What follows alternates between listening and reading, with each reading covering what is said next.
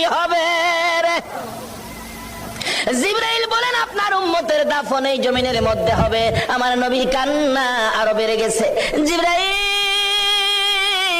না না, সইতে পারি না, আমি আরো সে থাকবো আর আমার উম্মতেরা এই জমিনে থাকবে।